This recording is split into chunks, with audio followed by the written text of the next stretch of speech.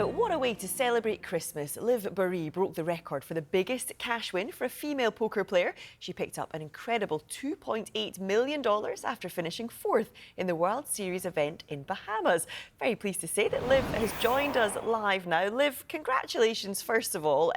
6 years ago, you retired from poker to focus on public speaking. I mean, you must be absolutely delighted with the decision to come back to playing. I can't believe it. Yeah, I played poker professionally for quite a long time, but certainly over the last 5 years, I've gotten very rusty. And I was invited to go down and play this big tournament, and I was like, you know what, why not? And I could feel in the beginning my brain was just extremely rusty and slow. But as the tournament went on, clearly the memories were still there, the muscle memory essentially. Yeah, so I'm absolutely over the moon with this result. I could not believe it. I feel like I'm being a bit nosy asking this, but have you any idea what you'll spend the money on? I mean, how life-changing is this? I mean, it's pretty life-changing. It's certainly a lot more than I make from giving my talks and so on. One of the main things I'm going to actually spend the money on is right before the tournament started, I was reading something about just how horrible factory farming continues to be for the animals involved. And I mean, I'm no vegetarian or anything. I eat meat, but it's like there's surprisingly like a little bit of money goes a long way to improve the lives of animals on factory farms and in cages and such. So I said to myself, I was like, whatever I win in this tournament, I'm going to donate 20% to the most effective charities that work on this problem. So I am now committed to that. I'm going to be donating $560,000 to these charities. Oh, amazing stuff, Liv. You've got a first-class degree in astrophysics. Just tell people a little bit about how you actually got into poker in the first place. Yeah, I just graduated university and didn't quite want to get a proper job yet. And I wasn't sure if I wanted to go and do a master's or a PhD or anything. So I randomly applied for a TV game show. This was back in 2005. I saw advertised in, I don't know where, saw it advertised somewhere. And I got selected for the show, and they wouldn't tell us what it was other than that we would be sort of competing for a £100,000 first prize. And it turned out they were looking for beginners in poker to teach them how to play and see which personality type would be best suited for the game. So that was actually my first time ever playing. It was also my first time on TV. I was 21.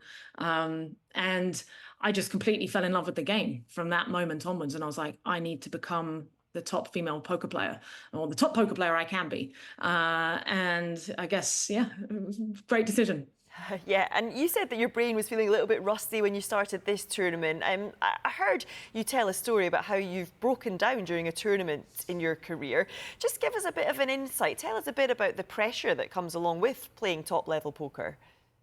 Oh yeah, I mean, I've gone and lost a big hand and needed to sort of take myself off for a break to calm down. We have a saying in poker, it's called going on tilt, where you either get upset or angry or you're just not thinking clearly. I've cried at the poker table. I've felt sick. It's such a high stakes game, and you can be playing for hours on end for multiple days in a row. This particular tournament was 5 days long, where you're playing at least 12 hours a day. So it can be incredibly mentally taxing. So yeah, you sort of have to train yourself to be as mentally resilient as possible, but also understand that sometimes you're going to be emotional, and minimizing how much those emotions impact you. And as a woman playing poker, do you feel that you have to prove yourself more?